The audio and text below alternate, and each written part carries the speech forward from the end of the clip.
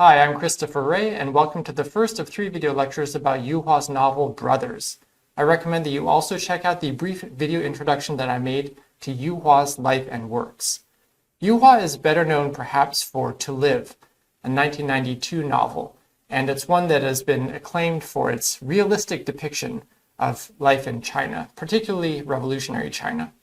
Brothers is a work that has had a much more mixed reception. One common response to the novel is, I really liked part 1, I didn't really like part 2. In this series of video lectures, I want to talk about some of the unique things that Brothers does, why I think it's a novel that is really deserving of close attention, and one that also bears multiple rereadings. This is a novel that is very stark in making contrasts and comparisons between 2 ages in modern Chinese history, the Cultural Revolution period and also the Reform and Opening period.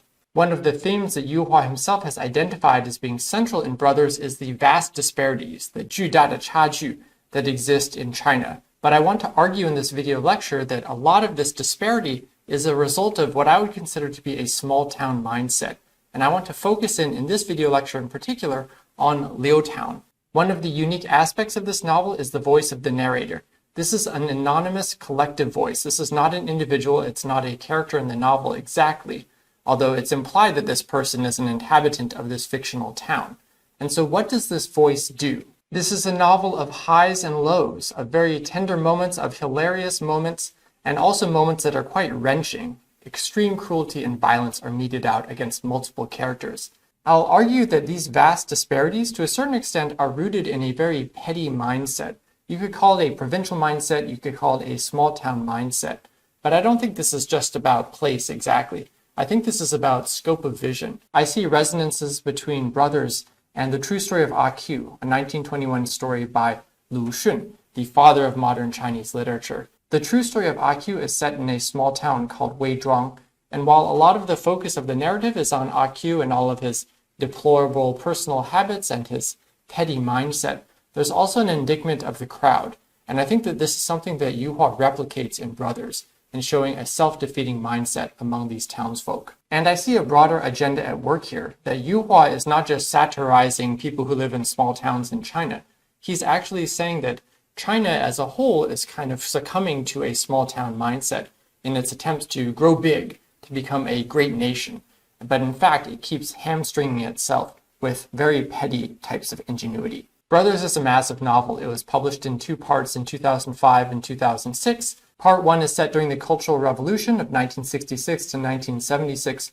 Part 2 is set during the Reform and Opening period from 1978 onward. Before watching any of these 3 video lectures about Brothers, I highly recommend that you read the novel in its entirety. I'm not going to be summarizing the plot, but there are plenty of plot spoilers within these video lectures, and I'm not going to be going from part 1 through to part 2. I'm going to be moving back and forth. Part 1 introduces us to this family that comes together during the Cultural Revolution, including Baldi Li and Song Gang, who are not brothers actually, but stepbrothers to each other. We also meet many of the townspeople of Liu Town, including the town beauty Lin Hong, the ridiculous pair of Victory Zhao, or Poet Zhao, and Success Liu, also known as Writer Liu, as well as a cast of supporting figures.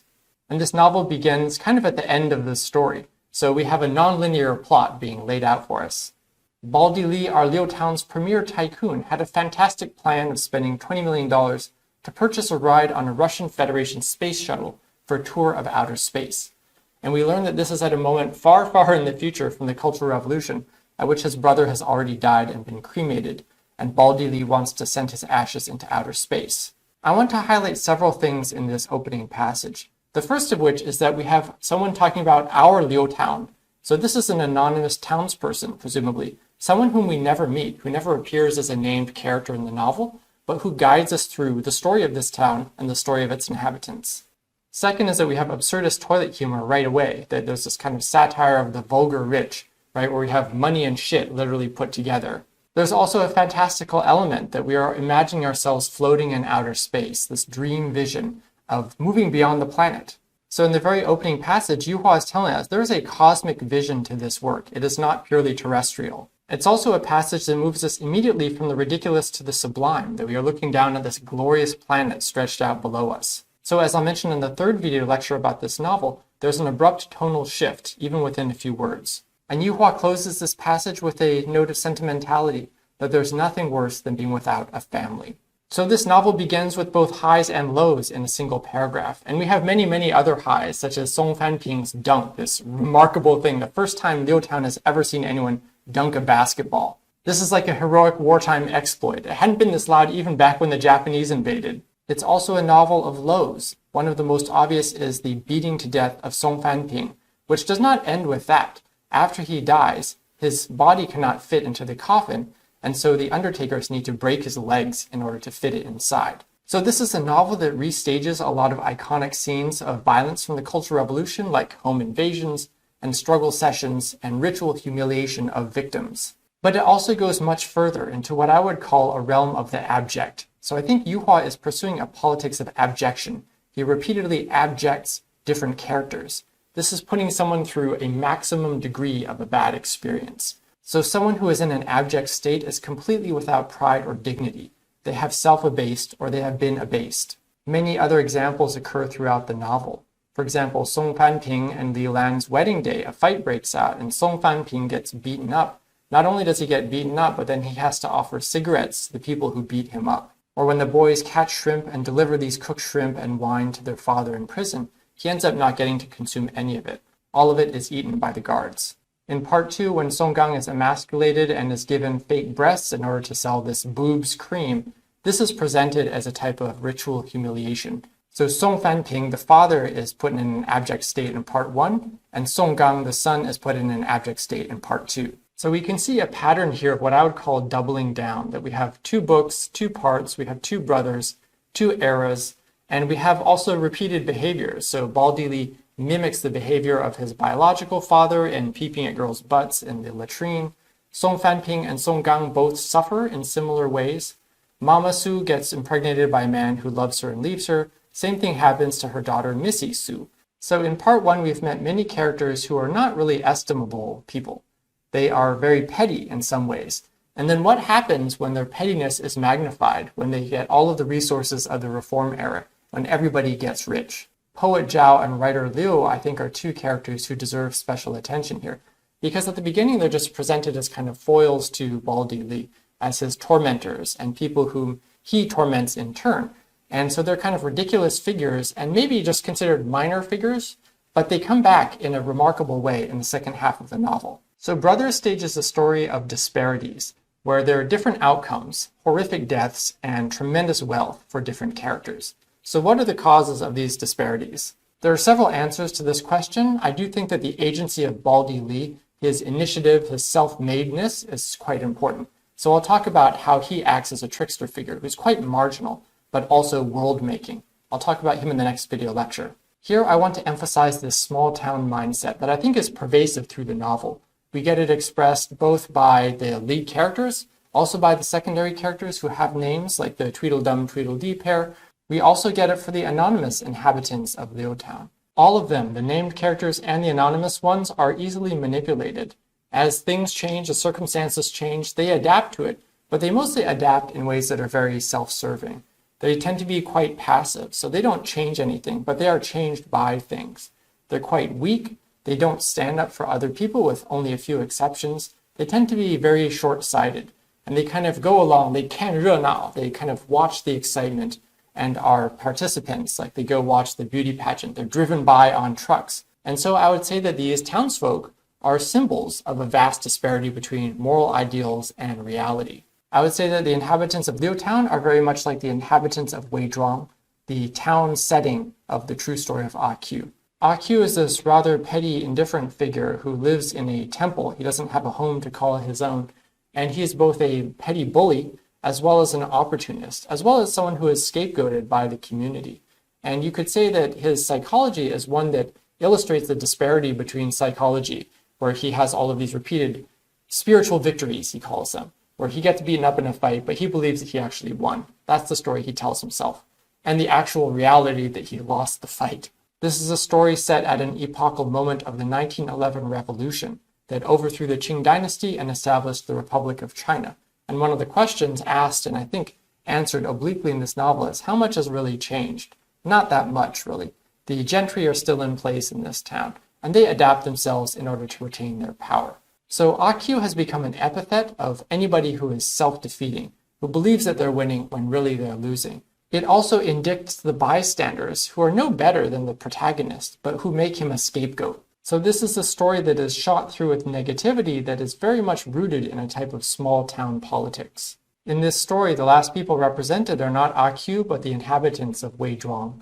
And they have just witnessed the execution of AQ, but he has failed to make a good spectacle and show of himself, as he is being led to his doom. And so they feel like they have followed him for nothing. Yu Hua has cited Lu Xun as a particular inspiration. In fact, he talks about Lu Xun as being one of the 10 words that you need to know in order to understand 21st century China. The spirit of Lu Xun and many of the characters he created lives on, as well as his acerbic style that's ever ready to criticize China for its shortcomings. Brothers stages many Weizhuang moments, as I would call them. This is not just the death of Song Fanping with all of these onlookers. We get it in part 2 as well. And I've written, the third-person narrator who speaks of our Liu Town does not represent a single collective voice of the fictional locale. Rather, it is a societal heteroglossia, a premise for the dramatic shifts in narratorial tone and perspective. Using this device, Yu Hua stages countless Weizhuang moments in which the people of Liu Town, like the townsfolk who tormented and were bullied by AQ, revel in their own passivity and spectatorial bloodlust. But again, I am arguing that this small town mindset is not just confined to the chorus or these anonymous people in the background. It is also something that afflicts Baldy Li himself. So for example, one of the things he does after he has wealth and influence is he tears down Liu Town and builds a new Liu Town. So there's a demolition and rebuilding. And through the character of Wandering Joe, we get a picture of this town that is a mix of European classical architecture, American modernist architecture, hanging Chinese red lanterns, Greek Doric columns. It's this complete mishmash or hodgepodge. This is a real mutt of a town. And this is one of many allusions that Yu Hua throws into actual phenomena that you see in contemporary China, with like the replication of European architecture and the whole-scale replication of European towns. Chinese architects will go to Austria and take photographs of a picturesque mountain village, and then they will replicate it in Guangdong or Thames Town in Shanghai.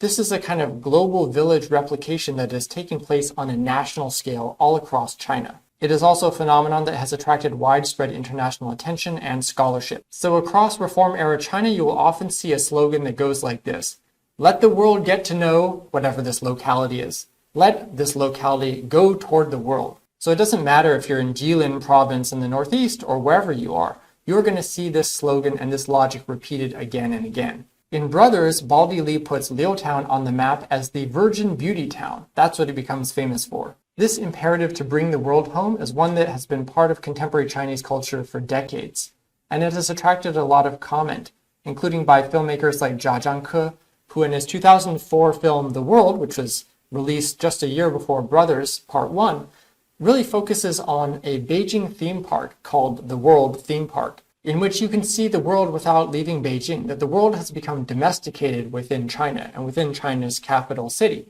But it shifts our perspective so that we're not getting the unimpeded view of this replica of the pyramids, for example, that we're often seeing the perspective of the migrant laborers who work in this place, who clean up the trash, and are behind the stage shows that we see with these flashing lights and these glitzy costumes. So one of the concerns that has come with all of this rapid demolition and reconstruction of China is, yes, the world may be China's future. China should become more modern and prosperous, but what are the human costs? What are the environmental costs of this type of demolition? In Brothers, we have a very farcical representation of these types of phenomena happening in contemporary China. Yu Hua has also written about these phenomena in a much more direct, personal, and candid style in essays, for example, in the book China in 10 Words, which was published in Taiwan and overseas, as well as in an adapted version for the mainland Chinese market called We Live Amidst Yawning Disparities. In Brothers, I think Yu Hua is trying to mimic, in a very overblown, farcical mode,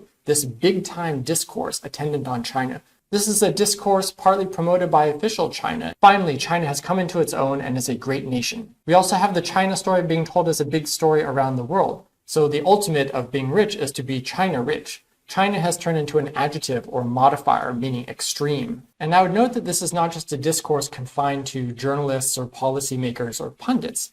You also find this in the literary realm. So Yan Lianke would be a very good example of one of Yu Hua's contemporary authors who pursues a similar type of one-upsmanship in terms of violence, suffering, and farce. So for example, in Dream of Ding Village, we have someone who ends up infecting a whole village with AIDS, and then comes back to sell them coffins because they're all dying. Or the Nobel Prize winner Mo Yan, another connoisseur of historical violence, for whom it's not enough for a human being to suffer in this life. He also has to be reincarnated as an animal again and again to suffer through all of these different incarnations. Both of these works came out around the same time as Brothers. So everything about China is big, both fictional and real. We have huge economic growth. We have huge growth in income inequality. We have too many billionaires. We need to redistribute the wealth on a China scale. Nor should we deceive ourselves into thinking that this is just a domestic issue, because whenever China moves, everyone else in the world feels it.